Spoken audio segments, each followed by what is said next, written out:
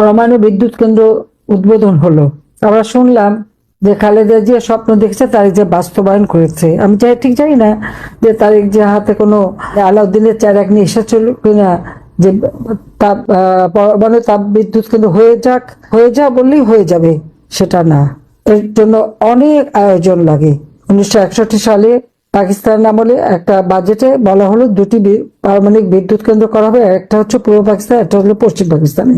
ওই নামটা শোনা হলো। এরপরে জমিটা নেওয়া হয়েছিল, 62 সালে জমি নেওয়া হলো আইয়ুব খান আমলে, কিন্তু বিদ্যুৎ কেন্দ্র হয়নি। কারণ তখন বিদ্যুৎ কেন্দ্র দুটি হয়ে গেল পাকিস্তানে, পশ্চিম পাকিস্তান তখন, সেখানেই দুটি বিদ্যুৎ কেন্দ্র।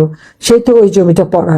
স্বাধীনতার পর আপনি উদ্যোগ নিলেন, এমনকি ডক্টর ওয়াজেদ, তিনি নিউক্লিয়ার সায়েন্টিস্ট ছিলেন, সেও এই প্রকল্পে ডাইরেক্টর হিসেবে কাজ করেছে। অনেক আয়োজন, আন্তর্জাতিক সংস্থার সাথে নেগোসিয়েশন, এমনকি আইএই এর সাথে নেগোসিয়েশন, ভিয়েনাতে তাদের লোক আসে, দেখে, পরীক্ষা করে। সেগুলি আমরা একে একে সব করে সেই 96 সালের থেকে এই পদক্ষেপ নিই। বারবার এখানে আন্তর্জাতিক প্রতিনিধিরা এসছেন, কারণ নিউক্লিয়ার পাওয়ার প্ল্যান্ট আমরা করব, আমরা নিউক্লিয়ার অস্ত্র ব্যবহার করব না। সেই চুক্তি তো আমাদের স্বাক্ষর করতে হয়, জাতিসংঘে করতে হয়, সেখান থেকে প্রতিনিধি এসে দেখে যান। এভাবে অনেক কিছু করেই কিন্তু এই পাওয়ার প্ল্যান্টটা আমরা করি। এটা নিয়ে অনেক খেলা, অনেক অপবাদ শুনতে হয়েছিল।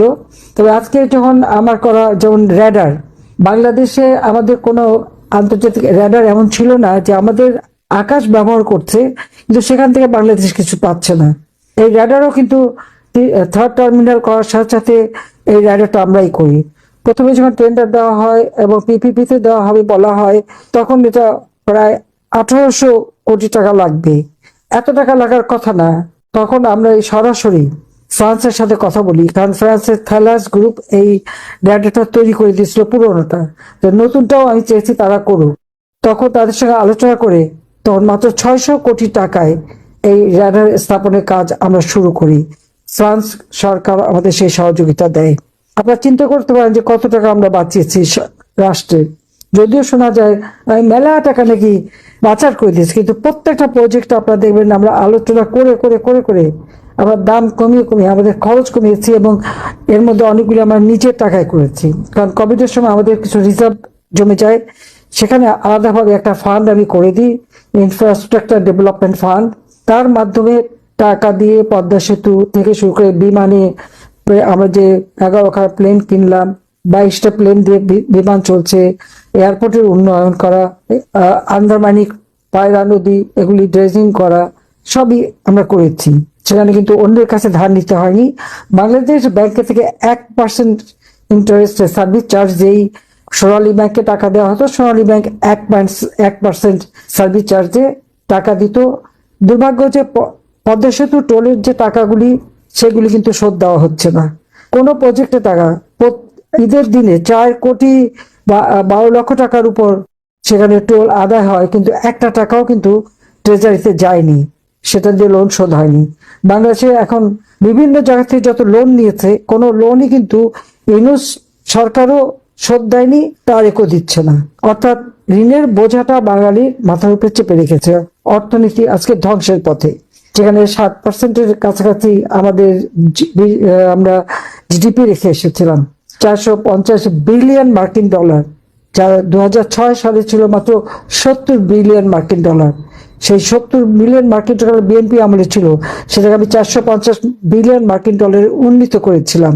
তার সাথে যদি আপনি আমাদের এখন আমাদের উপর বদনাম দিল, তার দেবপ্রিয় প্রথম বলেছে, এখন দেখলাম তারেকও এসে বললো পার্লামেন্টে, তার মানে কি দাঁড়ালো, 234 বিলিয়ন পাচার করেছি, 450 বিলিয়ন আমি রেখে এসেছি, তার মানে প্রায় 700 বিলিয়ন। তো 70-কে আমি 700-তে যে উন্নীত করলাম, তার জন্য তো একটা ধন্যবাদ পেতে পারি। আর 234 যদি আমরা পাচারই করে থাকি, তো কোথায় পাচার করলাম? তারেক জিয়া, কোকো, খালেদা জিয়ার পাচার করার টাকা, সেই টাকা উদ্ধার করে কিন্তু আমরা ফেরত এনেছিলাম, এবং এফবিআই এসে তারেকের বিরুদ্ধে সাক্ষীও দিয়ে গিয়েছিল। খালেদা জিয়ার নাইকো কেসে তার বিরুদ্ধে সাক্ষী দেওয়ার জন্য তারা প্রস্তুত ছিল। এখন সে নাইকোতে লয়ার থেকে শুরু করে সবার বিরুদ্ধে মামলা। অর্থাৎ এই চুরি ধরা হলো কেন, দুর্নীতি ধরা হলো কেন, এটা অপরাধ। কিন্তু এখন যে সব দুর্নীতি হচ্ছে, ওটার জন্য কিছু আসে যায় না। এটা হলো বাংলাদেশের অবস্থা। তা এই অবস্থা থেকে বাংলাদেশের মুক্তি 2001-এ গ্যাস বিক্রি করবো না চক্রান্তের শিকার হয়ে ক্ষমতা আসতে পারেনি। 2001 থেকে 2006 বিএনপি ক্ষমতায়, জামাতের সহযোগিতায়, জামাত বিএনপি। বাংলাদেশ বারবার দুর্নীতিতে চ্যাম্পিয়ন হয়েছে এবং আপনারা জানেন যে খালেদা জিয়া ছেলে তারেক খালেদা জিয়া, তারা যে দুর্নীতি করেছে এফবিআই রিপোর্টে তা আছে এবং তারেকের মামলায় এফবিআই অফিসার যে সাক্ষী দিয়ে এসেছে। খালেদা জিয়া যে নাইকো এবং গ্যাটকো মামলা, সেই নাইকো মামলায় সাক্ষী দেওয়ার কথা ছিল। কাজে এই দুর্নীতিবাজরা বাংলাদেশ থেকে তখন আবার ধ্বংস করে। 2008-এর নির্বাচনে আওয়ামী লীগ জয়লাভ করে 48% ভোট পেয়ে 233টা সিট আমরা পেয়েছিলাম। তারপরে যাত্রা শুরু, দেশ প্রতি বছর উন্নতি করেছে। 2021 সাল, তখন 20 সাল থেকে কোভিড শুরু হলো। সেই কোভিডের সময় আমরা বিনা পয়সায় ভ্যাকসিন দিয়েছি, এমনকি শিশুদের ভ্যাকসিনটাও আমরা সময় মতো দিয়েছিলাম। আমাদের এই জনসেবাটাকে বন্ধ করতে পারেনি। বাংলাদেশে বোধহয় একমাত্র দেশ, পৃথিবীর যে 5টি দেশ কোভিড মোকাবেলায় সফলতা দেখিয়েছে, বাংলাদেশ তার মধ্যে একজন। কিন্তু আজকের বাংলাদেশ, শত শত শিশু মারা যাচ্ছে ভ্যাকসিনের অভাবে। কেন? 2024-25 অর্থ বছরে আওয়ামী লীগ সরকার যে বাজেট দিয়েছিল, জুন মাসে 30 তারিখে যে বাজেট পাশ হলো 2024 সালে, 7,97,000 কোটি টাকার বাজেট আমি দিয়ে এসেছিলাম। কোথায় গেল সে টাকা পয়সা? কোথায় গেল স্বাস্থ্যসেবা? কোথায় গেল ভ্যাকসিন কেনা? এই শিশুদের মৃত্যুর দায় একটা হচ্ছে বাটপার সুদখোর ইউনূস, আর একটা হচ্ছে খুনি দুর্নীতিবাজ তারেক। তাদেরকে নিতে হবে। তারা আবার বলে আগের সরকার নাকি কিছু করেনি। আমার সময় সব রাখা ছিল। 20 লক্ষ মেট্রিক টন খাদ্য মজুদ বাফার স্টক হিসেবে, সারের মজুদ বাফার স্টক হিসেবে, চাহিদা পূরণ করে অতিরিক্ত সবসময় আমি মজুদ রাখতাম। সেটাই তারা ব্যবহার করেছে। আর এখন দেশটা ধ্বংসের দিকে। তেল নাই, গ্যাস নাই, সার নাই, পানি নাই, বিদ্যুৎ নাই।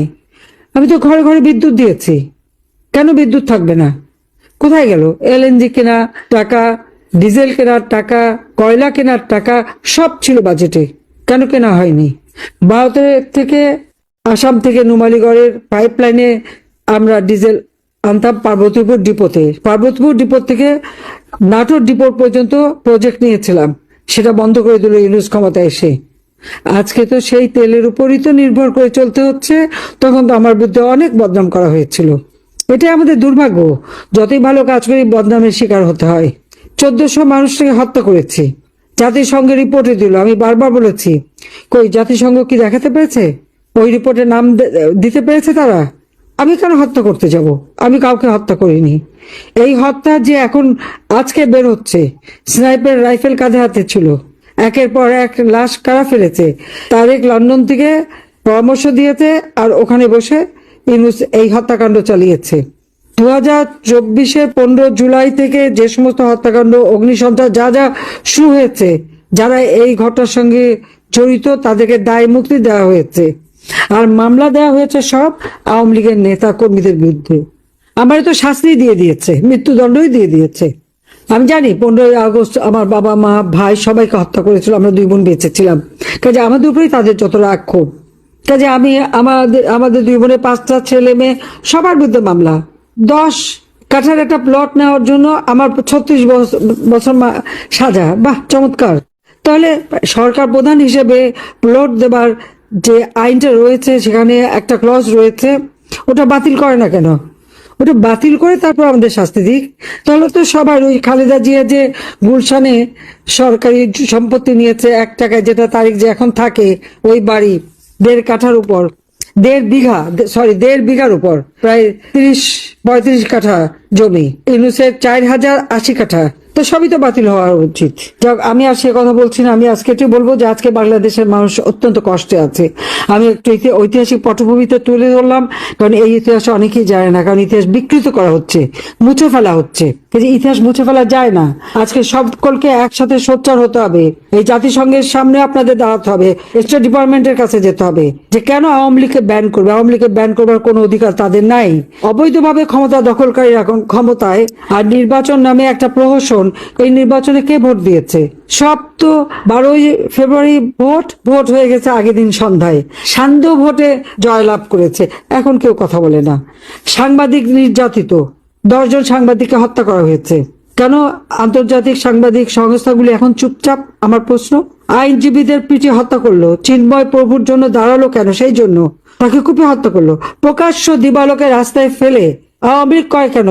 ক্লাস 8-এ পড়া মেয়েকে রেপ করা হচ্ছে, ঘরের ভিতরে ঢুকে স্বামীকে বেঁধে রেখে স্ত্রীকে রেপ করে, মা মেয়ে দুজনের উপর নির্যাতন, ঘরে ঘরে ঢুকে নির্যাতন চালাচ্ছে। ঘরে নিরাপত্তা নাই, রাস্তায় নিরাপত্তা নাই, বাইরে নিরাপত্তা নাই, কোনো বিচার চাওয়ার কোনো অধিকার নাই, কারণ লাঠিসোঁটা, অস্ত্র, রামদা, চাইনিজ ক্রোল দিয়ে প্রধান বিচারপতি বাড়ি এবং এজলাস আক্রমণ করে তাদেরকে পদ থেকে বাধ্য করা হয়েছে। এটা কোন বাংলাদেশ আমরা দেখি?